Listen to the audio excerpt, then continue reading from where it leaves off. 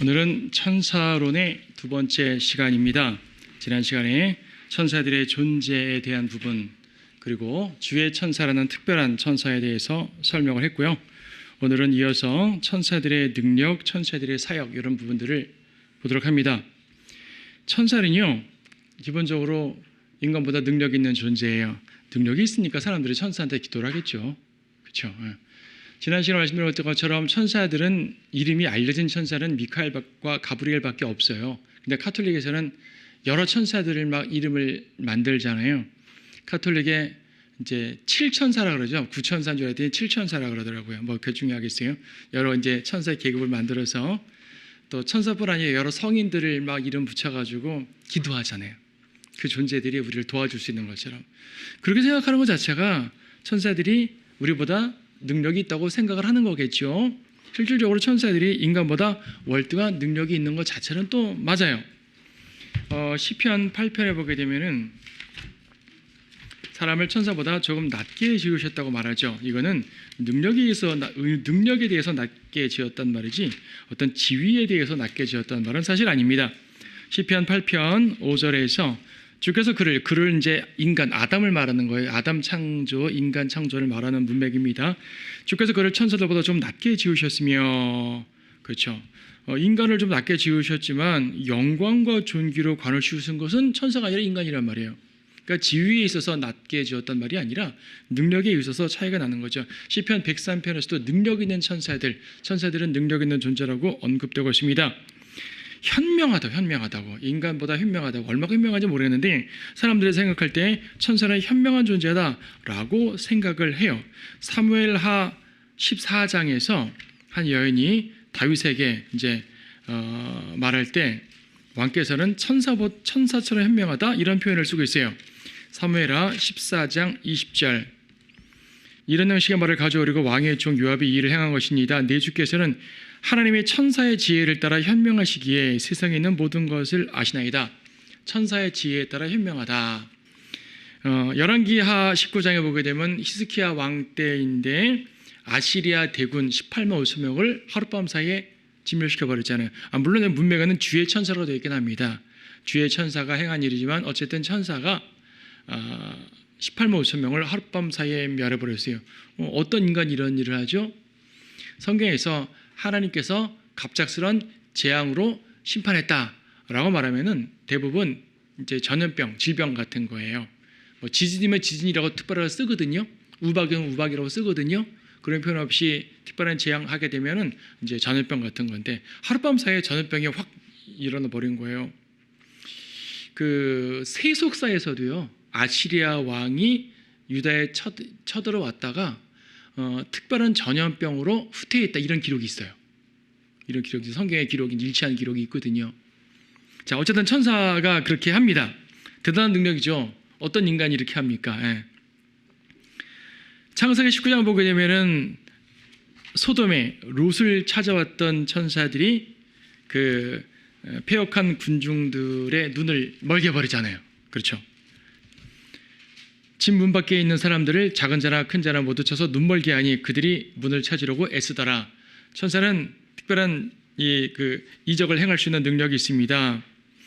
공간의 제한을 잘 받지 않아요. 공간과 전혀 관계없는 존재는 아닌 것 같지만 인간보다는 덜 받죠. 사도행전 12장에서는요. 감옥이 철장으로 딱 채워졌는데 쑥 들어가는 거예요. 네. 보라 주의 천사가 그에게 나타나니 감옥 안에 빛이 비치더라. 또 천사가 베드로의 옆구리를 쳐서 일으켜 말하기를 급히 일어나라고 하니 쇠사슬들이 손에서 벗겨지니라. 하여튼 이적을 막 행합니다. 그리고 다니엘에서 보게 되면은 다니엘이 기도한 것을 하나님께서 곧바로 받으셔서 천사를 보냈더니 천사가 곧바로 저 천상에서부터 지상까지 순식간에 내려오는 거예요.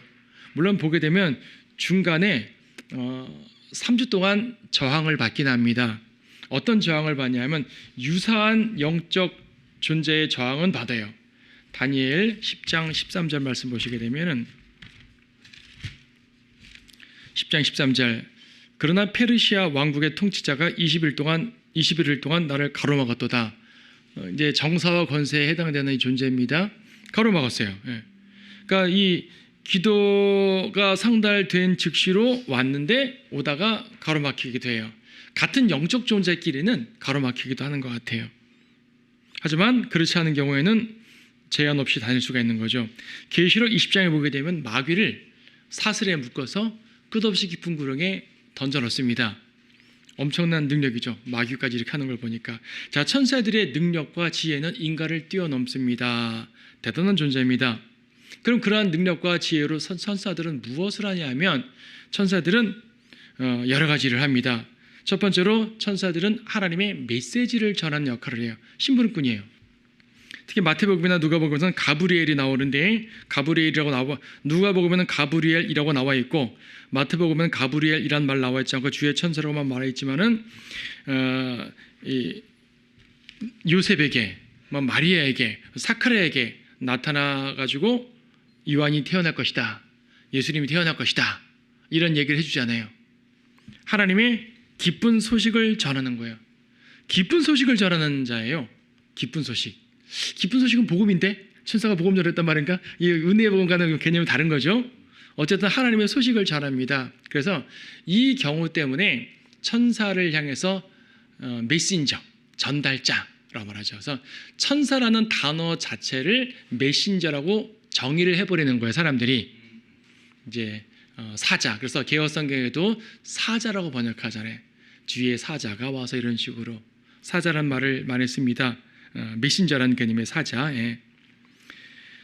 주님의 탄생이라든지 이런 특별한 소식을 전하기도 하고요. 다니엘 10장 우리 좀 전에 읽었죠. 다니엘 10장에서 다니엘이 기도를 했을 때 기도를 응답을 가지고 내려옵니다. 근데 그 기도 응답이 개인적인 기도 응답이 아니라 다니엘 10장의 상황에서는 이스라엘의 미래에 대한 예언이었어요. 어쨌든 예언을 전달하기도 하죠. 어쨌든 하나님의 메시지를 전달합니다. 천사는 하나님의 메시지를 전달하는 사자의 역할을 하는 게 가장 기본적인 역할이에요. 사도행전 7장과 갈라디아 3장에 보게 되면 구약의 출애굽기에서는 하나님께서 모세에게 율법을 주셨다라고만 말하고 있는데 사도행전과 갈라디아에서는 천사를 통해서 주셨다고 표현을 합니다. 사도행전 7장 7장 53절 너희가 천사들을 통해 지시하신 율법을 바꿔서도 지키지 아니하였도다. 천사들을 통해서, 그러니까 하나님께서 천사를 통해서 모세에게 전달하신 거고 모세가 받아서 백성에게 전달하고 이런 개념인 거죠. 말하자면 주의 천사겠죠. 구약에서는 하나님께서 직접 모세에게 말씀하신 것처럼 되어 있지만 천사를 통해서로 말하면 부분적으로, 적어도 부분적으로 천사를 통해서 전달했다는 것을 볼 수 있습니다.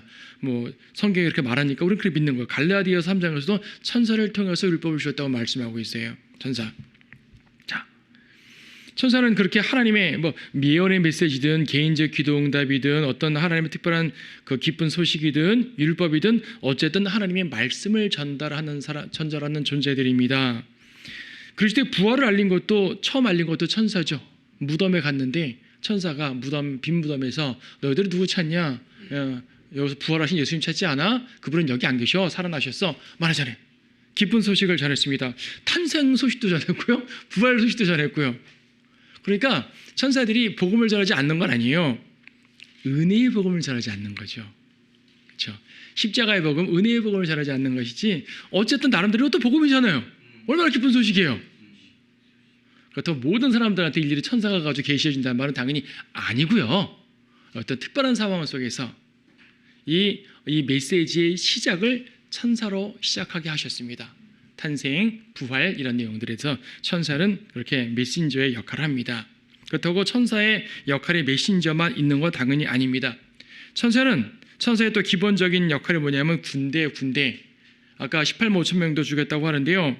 엄청난 군대입니다. 열왕기하 6장 17절에 보게 되면은 그때 엘리사가 기도하여 말하기를 주여 내가 청하오니 그의 눈을 여시어 그로 보게 하소서 하자 주께서 그 청년의 눈을 여시어 그가 보니 보라 엘리사를 에워싼 말들과 불병거들이 산을 가득 채웠더라.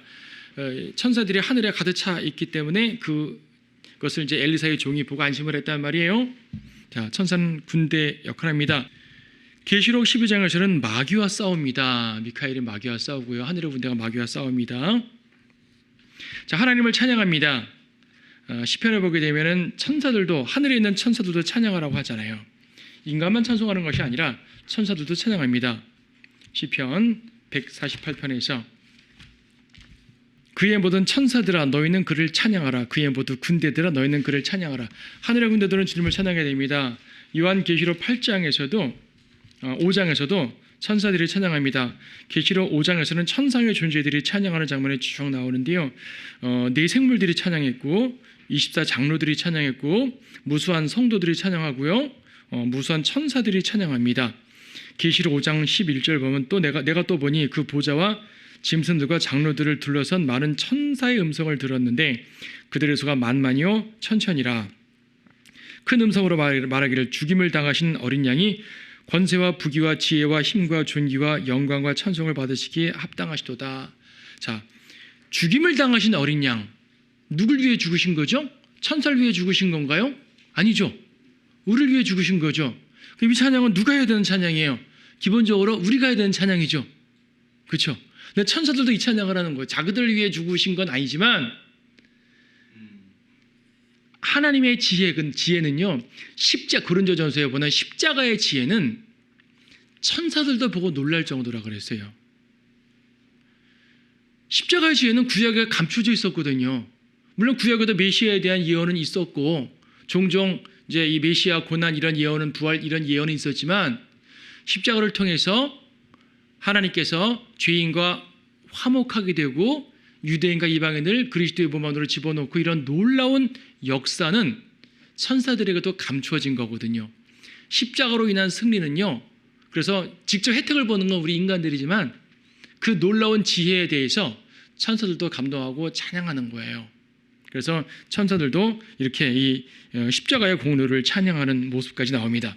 시편에서는 그냥 하나님의 위대하심을 찬양하는 정도인데 여기서는 어린 양, 죽임당하신 어린 양에 대해서도 찬양을 합니다. 천사 찬양하는 존재죠. 계시록 8장에서는 성도의 기도를 하나님께 올리는 역할도 합니다. 계시록 8장 4절에서 그 향의 연기가 성도들의 기도와 함께 그 천사의 손에서 하나님 앞으로 올라가더라. 우리의 기도를 하면 천사를 통해서 하나님께 전달된다. 이렇게도 말할 수 있겠죠. 모든 기도를 다 천사가 일일이 한다 이렇게 말하는 것은 조금 이렇게 비약할 수는 있겠지만 천사가 그런 역할도 한다라고 생각을 할 수가 있습니다. 계시록 8장을 통해서 알 수가 있는 거죠. 그런가 하면 계시록에서 보게 되면 천사가 꽤 많은 일을 하게 되는데 땅에 재앙을 내리기도 해요. 그렇죠. 계시록 8장 7절에서 첫째 천사가 나팔을 부니 피가 섞인 우박과 불이 따르더라. 그것들이 땅에 쏟아지니 나무의 3분의 1이 타버리고 모든 풀도 타버리더라. 둘째 천사가 나팔을 부니 거대한 산이 불에 타서 바다로 던져집니다. 10절 셋째 천사가 나팔을 부니 하늘에서 등불에 타는 큰 별에 떨어졌다고 말합니다.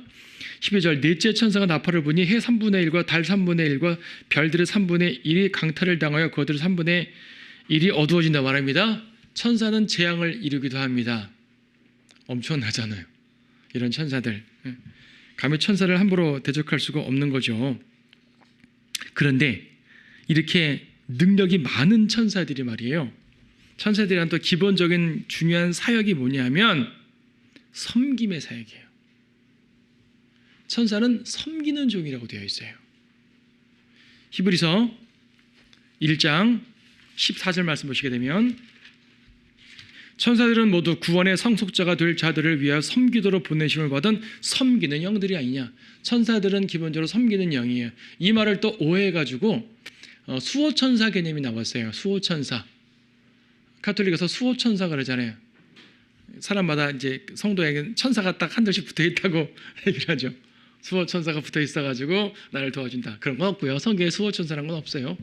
없고요. 근데 이제 천사가 섬기는 영이니까 하나님의 지시에 따라서 앞에서도 하나님의 지시에 따라서 왔다 갔다 많이 해 심부름 많이 다녔잖아요. 필요할 때 천사를 통해서 돕기도 합니다. 열왕기상하에서 이스라엘을 도운 것도 천사가 도우러 온 거잖아요. 이스라엘을 돕고 성도들을 돕고 전쟁에서 돕고 개인적으로 돕고.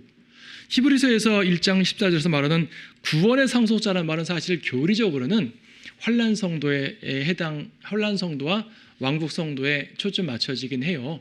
왜냐하면 우리는 구원을 유업으로 받는 게 아니라 은혜로 받잖아요. 그래서 약간 교리적 개념은 다르지만 천사의 역할 자체가 섬기는 영이다 라는 개념으로 이해를 하시면 됩니다. 천사는요, 예수님도 섬겼어요. 마태복음 4장 11절 보게 되면 예수님이 세 가지 시험을 다 견디고 나니까 천사가 와서 주님을 섬겼다라고 말했죠. 마태복음 4장 11절에서 마귀가 주를 떠나고 보라 천사들이 와서 주를 섬기니라. 천사들이 주님을 수행하고 섬깁니다. 누가복음 22장에서는요, 예수님이 겟세마네에서 땀이 피가 되도록 기도하셨을 때 하늘에서 천사가 내려와서 주님을 힘을 돋우어 줬다고 말하고 있습니다. 주님은 베드로와 야고보와 요한에게 나와 함께 기도하자 하고 말씀하셨는데 정작 베드로, 야고보, 요한은 잠 쿨쿨 잤고 천사가 와서 예수님을 이렇게 수행했어요.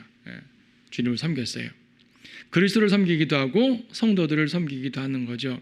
시편이나 다른 많은 내용들에서도 성도를 섬기는 모습을 볼 수가 있습니다. 시편 91편 잠깐 보죠. 시편 91편 11절. 이는 그가 너에 대하여 자기 천사들에게 명하시어 너의 모든 길에서 너를 지키게 하실 것임이라.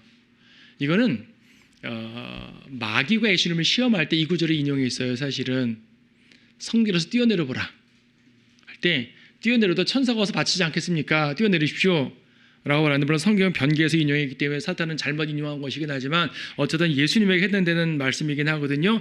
예수님이 오실 때 천사들이 함께 하시는구나. 주님 재림하실 때 천사들이 함께하는 모습과 연관된 모습이기도 해요. 그런데 그건 우리가 예수님에게 적용해서 그런 것이지, 시편 91편의 앞부분부터 이어지는 문맥을 보게 되면 주님을 신뢰하는 성도를 보호하신다는 개념이거든요. 91편 9절에서 내가 나의 피난처이신 주 곧 지극히 높으신 분을 내 처소로 삼았으므로 어떠한 재앙도 내게 닥치지 못하며 어떠한 전염병도 내 장막에 가까이 가지 못하리라. 성도를 지키시는 하나님에 대한 모습인데, 성도를 지키심에 있어서 11절에 자기 천사들에게 명하시어 모든 길에서 지키게 하신다라는 말까지 하시는 거예요. 예수님에게 적용되는 말씀이기도 하지만 성도들에게 적용되기도 하는 이중 적용되는 부분인데, 천사들이 이렇게 성도들을 섬긴다라고 볼 수 있습니다. 결과적으로는 주님이 도우시는 거니까 주님께 감사하시면 됩니다. 주님께 도우심을 구하면 됩니다. 이걸 오해해가지고 천사에게 도와달라고 말하는 것이 바로 카톨릭이라든지 이교도들이라는 얘기예요. 천사는 종이에요. 하나님의 명령을 두고 수행하는 존재입니다. 천사한테 요청하는 것은 지극히 어리석은 일인 거죠. 성도들이 죽을 때 낙원으로 데려갑니다. 누가복음 16장, 이거는 이제 부자와 나사로 이야기니까 교리적으로는 구약적인 상황이긴 하지만 어쨌든 낙원으로 이끄는 건 맞잖아요. 이 낙원이 어디냐, 이거는 다른 차원일 수 있지만 낙원으로 이끄는 것 자체는 맞는 것 같아요. 누가복음 16장 22절. 그러다가 그 거지가 죽었는데 천사들이 그를 아브라함의 품으로 옮겼고 그 부자도 죽어서 장사되었더라. 천사들이 낙원으로 이렇게 죽으면은 데려가는 거예요. 예. 그런 역할도 하는 거죠. 자, 주님의 재림 때 동행합니다. 데살로니가 후서 1장 7절에서 고통을 받는 너희에게는 우리와 함께 안식으로 갚아 주시는 것이라. 주 예수께서 그의 능력의 천사들과 함께 하늘로부터 나타나실 때, 능력의 천사들과 함께 하늘로부터 오신다 그러잖아요. 성도들과 함께 오신다는 말도 있지만 천사들과 함께 오신다는 말도 있어요. 마태복음 24장에서도 아시고 여러 번 하시는 걸 보게 되면 천사들이 같이 온다는 것은 맞는 것 같아요. 그래서 성도들과 천사들과 함께 온다고 인식하는 것이 가장 맞습니다. 주님의 재림 때 동행하죠. 자, 천사는 이처럼 하는 일이 꽤 많네요. 능력도 많고 한 일도 많고. 이렇게 천사가 위대한 일을 많이 하고 하나님을 섬기고 다양한 역할을 한다고 하더라도 천사가 못하는 게 몇 개 있습니다. 인간보다 못한 존재. 아까 말한 것처럼 능력에 있어서는 인간보다 뛰어난 존재지만 지위에 있어서는 인간이 더 뛰어난 존재라고 말할 수 있겠죠. 자, 천사의 한계. 인간이 천사보다 뛰어납니다. 어떤 것들이 그렇습니까? 은혜의 복음은 인간에게 주어졌어요. 갈라디아서 1장 8절에 보게 되면 하늘의 천사라도 다른 복음 전하면 큰일 난다, 저주받는다고 말씀하셨잖아요. 갈라디아서 1장 8절. 그러나 우리뿐만 아니라 하늘에서 온 천사라도 우리가 너희에게 전한 것 외에 어떤 다른 복음을 전한다면 그런 저주를 받으리라.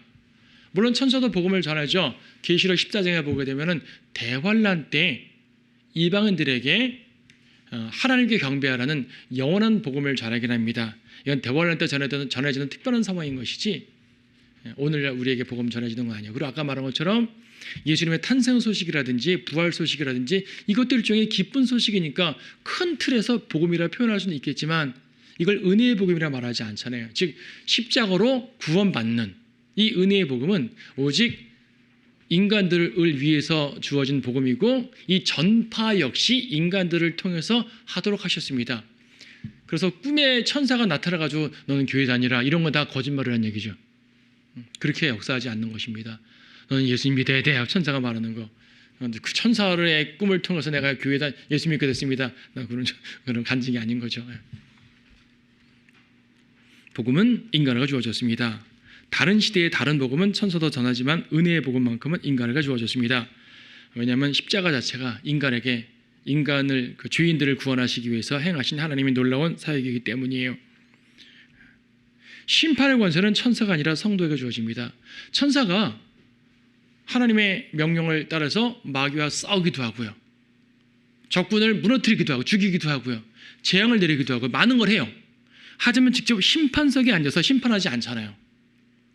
천사가 심판했단 말 성경에 있어요. 어떤 종류의 심판이든지 어떤 종류의 심판이든지 없잖아요. 심판은 하나님이 하시는 것이고 하나님의 뜻에 따라서 인간이 하는 겁니다. 특히 인간은 천사도 심판하게 됩니다. 물론 범죄한 천사이긴 하지만 고린도전서 6장 3절에 보게 되면은 너희는 우리가 천사들을 심판하리라는 것을 알지 못하느냐? 하물며 이 생에 관한 일들이라. 그렇죠. 우리는 천사들을 심판한다는 말이 나오지만 천사들이 우리를 심판한다는 말은 없어요. 심판하신 주님 주변에 서 있을 수는 있겠죠. 그렇죠. 하지만 천사는 심판권이 없습니다. 죄에 대한 심판, 상을 주시고 뭐하고 상과 의에 대한 모든 심판을 주님께 했고요. 다만 천사는 그것을 수행하는 일꾼으로서 역할을 하는 것이죠. 땅의 통치도 인간에게만 주어졌어요. 거기 시편 115편인데요. 이건 매우 중요한 말씀입니다. 시편 115편 16절 말씀에서 하늘 곧 하늘들까지도 주의 것이나 그가 땅을 사람의 자손들에게 주셨도다. 땅을 사람의 자손에게 주셨습니다. 천년왕국은 천사들의 손에 맡기지 않으셨단 말입니다. 히브리서 거기 2장 5절도 장차 올 세상을 천사들에게 맡기지 않고 인간에게 맡겼다고 말씀했습니다. 땅은 인간이 통치하는 거예요. 하늘은 하나님, 땅은 인간. 근데 땅을 예수님이 통치하시잖아요. 예수님은 하나님이신데 그래서 예수님이 인간으로 오신 거예요. 땅을 인간이 통치하도록 주님 주셨기 때문에 예수님도 땅을 통치할 때는 인간의 모습으로 오셔서 통치하시는 거예요. 그래서 우리 인자가 되셨다면 인자가 되셨다. 찬송가도 인자가 되신 하나님 그러잖아요. 인자가 되셨다는 말은 인간으로의 모습으로 오셨단 말이기 때문에 첫째로는 초림 때 우리를 구속하시기에 십자가를 지시기 위해서 인자로 오신 것이기도 하지만 재림 때의 인자는 통치하기 위하시죠. 재림 때의 인자께서 죽으실 이유 없잖아요. 재림 때도 육체로 오십니다. 물론 부활하신 변화된 육체이긴 하지만 어쨌든 재림 때도 육체로 오시잖아요. 영으로 오지 않습니다. 초림 때는 여인의 태를 빌려가지고 어린 아기로 오셔서 인간의 성장 과정을 거쳤지만 재림 때는 부활하신 모습 그대로 하늘에 계시사 직접 구름 타고 내려오신 신발 타고 내려오신단 말이에요. 어쨌든 육체로 오신단 말입니다. 그래서 예수님께서요 복음서에서 자기 자신을 인자는이라고 묘사를 많이 했잖아요. 인자는 이렇다, 인자가 이렇다 이런 말씀 많이 하셨는데 이것은 물론 예수님 자신에 대한 삼인칭적인 표현으로 말씀하신 것이긴 하지만 인자란 말을 할 때는요 초림의 예수님에 대한 말만이 아니라 능력과 영광과 권세에 해당되는 개념이 되게 많아요. 마태복음 25장 말씀 보시게 되면 25장 31절 민족들의 심판을 말하는 부분인데 문맥인데 인자가 그의 영광 중에 오고 또 모든 거룩한 천사들이 그와 함께 오면이라고 말했습니다. 그때 그가 그의 영광의 보좌에 앉으리니 했습니다. 재림 때 말하는 거죠. 재림 때 오시는 예수님을 인자라고 말합니다. 천년왕국은 인간들이 주님과 더불어 성도들이 통치하는 세상입니다. 우리가 물론 천사처럼 변화받은 모습이긴 하지만 그래도 천사로 통치하는 건 아니에요. 자, 천사의 범죄에 대해서는 구속이 없어요. 그렇죠? 천사의 범죄에 대해서는 심판밖에 없어요. 인간의 범죄에 대해서는 구속이 있잖아요. 천사는 타락하면 그대로 끝장입니다. 멸망합니다.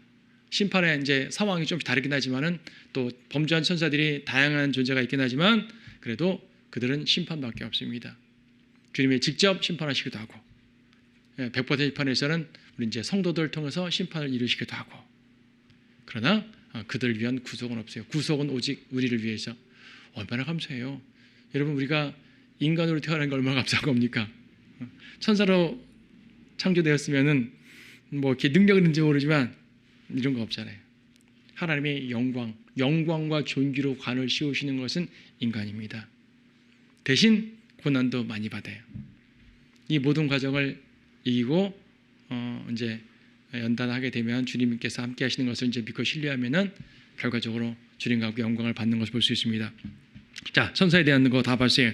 천사의 타락에 대해서는 여기서 다룰 것이 아니라 마귀론과 연관되는 부분이니까 다음 시간에 마귀론을 할 때 천사의 타락과 더불어서 마귀론을 보겠습니다.